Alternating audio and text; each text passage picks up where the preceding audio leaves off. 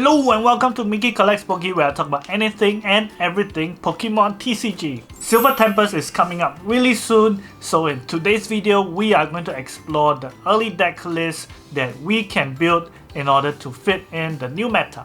Now the deck lists in this video are from Japan, where they have been playing the cards for quite some time now, at least a few weeks. Of course, there's always room for the decks to mature, but they have been playing competitively for a bit, so here are some of the deck lists that they have formed. Okay, first up we have Regigigas. So Regigigas does gain a very useful card in Serena. So Serena allows you to do one of two things. One is to discard up to 3 cards from your hand and draw to 5 cards. So this is very useful. You can discard your energy cards or the cards that you don't need and then draw some more cards, right? So main change is with Serena. Otherwise there isn't much change in this deck. 3 Path to the Peaks and 2 what's that stadium called? I forgot, the one that searches for lightning / dragon type. A bit excessive, to be honest. I might change it to other search mechanisms, but otherwise Regigigas does improve quite a bit with Serena. Next up is the deck that is dominating in Japan right now, Lugia V-Star. So Lugia V-Star has been winning tournaments and is taking up like at least 30% of the decks played.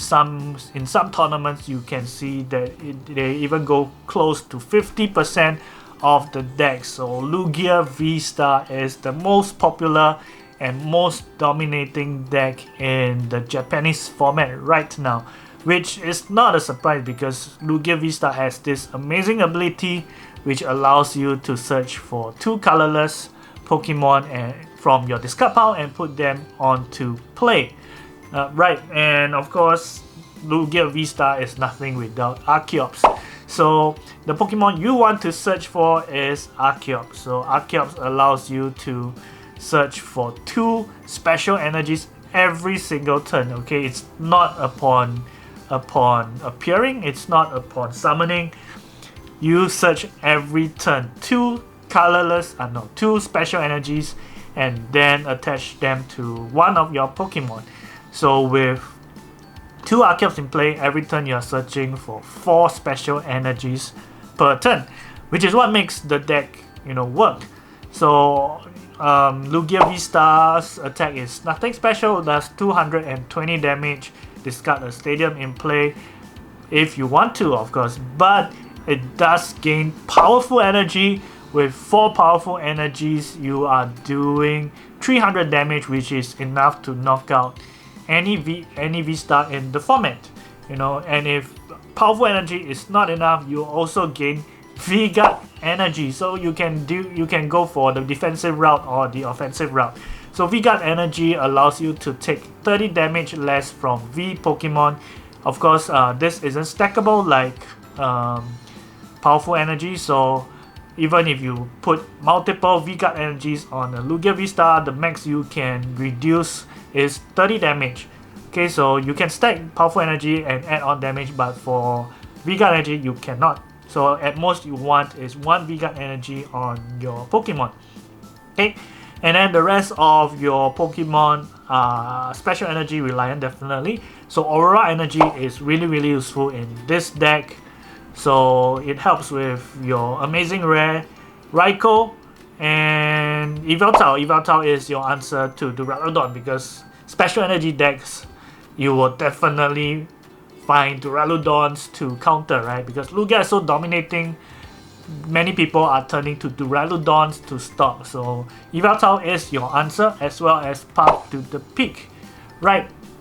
Okay, so this is a very amazing rare reliant deck. So you have Yveltal, you have Raikou, and yeah, there's even a Radiant Zard for you, and Pumpkaboo to get rid of the Path to the Peak early game, because you might get turn 1 Path, and whatnot, right? One more card you gain is Serena. Definitely Serena helps in discarding Archeops, because you want Archeops in the discard pile early in the game. So you want to prevent Path to the Peak, so you have lots of counters to that. You have Pumpkaboo, you have Lost Vacuum, but after you use your V-Star ability, you want Path to the Peak in play, because you want to stop Duraludon VMAXs, you want to stop your opponents from using their abilities, V-Star abilities, or any V abilities. For example, if you're facing against Mew VMAX. Yep, and of course you want to stop Temple of Sinnoh. Temple of Sinnoh is the hard counter to your deck. So yeah, Path to the Peak is there to help replace Temple of Sinnoh. You have Lost Vacuum as well. Very, very smooth deck, I would say, especially if you go first. And interesting addition is Professor Burnett allows you to search for cards to discard from the deck. So I'm guessing this should be your Archeops, right? Why discard from your hand? Why search for Archeops and discard them when you can use Professor Burnett to search for them from your deck and discard them right away, right? So yeah, interesting addition. Looking for, I like when decks look for cards that have been forgotten, or haven't been played for a long time and people thought it was useless, and then it comes back and suddenly finds a use. So really excited to play Lugia V-Star, but I'm not too sure about using it, because too many people are using it and I don't really like that. I'll think about it. Okay, next up we have Giratina V-Star. So this is your usual Lost Box Giratina. Not a big fan of the 3-3 line, because you don't want to start with Giratina V. So either a 2-3 line or a 2-2, and especially if you play Drapion V in your deck, you don't want 4 V Pokemons that you don't want to start with. So to be honest, it's either a 2-3 line or a 2-2 for me. Yep, and then it's your usual cards. The latest addition, or rather the latest change to this deck, is Temple of Sinnoh. So it used to be Training Court, because you want to recover your energy cards after throwing them with your Radiant Greninja. But Temple of Sinnoh serves 2 purposes. Number 1, because Kyurem VMAXs and some Palkia V-Stars are using Wash Energy to prevent your Star Recruit. So Temple of Sinnoh does help to make the Wash Energy useless. And yeah, you can use Star Recruit on them. And secondly, it helps against Lugia V-Star. So Temple of Sinnoh definitely helps with the Lugia V-Star matchup, and which is why more people are putting Temple of Sinnoh, because it doesn't just counter one energy card. So there's more users for the Temple of Sinnoh, which is why I think more Japanese players are putting Temple of Sinnoh into Giratina V-Star. Otherwise, it's not a big change. Let's move on to the next deck. Next up, we have Mew VMAX, which gains a fantastic new card, I must say. And I think it's called the Forest Seal Stone, which allows you to attach it to a V Pokemon, and that V Pokemon earns a V-Star ability. So this V-Star ability allows you to search your deck for any one card and put it in your hand. The most important part is that this tablet is not affected by Path to the Peak. So even if you get pathed, you still can search for any single card. So that can be your boss's late game boss, it can be your counter stadium. Mew VMAX is definitely improved from this card. So Silver Tempest does give Mew VMAX a huge boost. So otherwise, it's your usual DTE build. So some people are leaning to the Fusion Strike Energy, some people love the DTE build. And then Serena also helps in Mew VMAX, because you get to discard cards, right? Discard card, draw cards. It's like a free Genesect V, to be honest, if you use Serena. And yeah, nothing much other than these two already gave Mew VMAX a huge boost, so you don't want to boost it even more. So I do see more people playing Mew VMAX even though Drapion V is around. I think the benefits of Silver Tempest cards will make people think it's worth risking facing Drapion V if I get so many new cards to add on and improve the deck. So yeah, Mew VMAX I would say improved after Silver Tempest. We now go to the other deck that many people are looking forward to from Silver Tempest, and that is Regidrago V-Star. So Regidrago V-Star allows you to use any attack from any attack from your dragon Pokemon in the discard pile. So yeah, pretty strong attack, reminds you of Mewtwo and Mew GX. Definitely, that's the nearest reference that a lot of us have. So yeah, so of course the deck is filled with dragon Pokemon. We have your Gudra V-Star, your Duraludon VMAX, your Giratina V-Star, and Garchomp V. So there are other cards that you can add to, like your Appleton. So Appleton is your counter to Lugia V-Star, because Appleton does 70 damage, I believe, for every special energy your opponent has. I believe it's just the active or all your... I think it might be all your opponent's Pokemon. So I'll put it up on the screen so you can check. So this build, there are many different builds that you can use. On my Twitter, I posted 5 different Regidrago builds that you can try. So this is the one that recently got some good placing in one of the Japanese tournaments, so I'll use this for now. So you want to start off with Leafeon V and Regidrago V, right? So attach energy, Leafeon V with the greening cells, that gives you 2 energy cards on the first turn, and then next turn you are ready to attack. And of course you have your Rillaboom to charge energy if you don't find your Leafeon V, which is nice. And then yeah, basically it's just trying to find dragon Pokemon, discarding them, and then setting up your Regidrago V-Stars. So you have Radiant Gardevoir to help reduce damage, and then 4 Ultra Balls, 2 Evo Incenses to search for a dragon Pokemon to discard, right?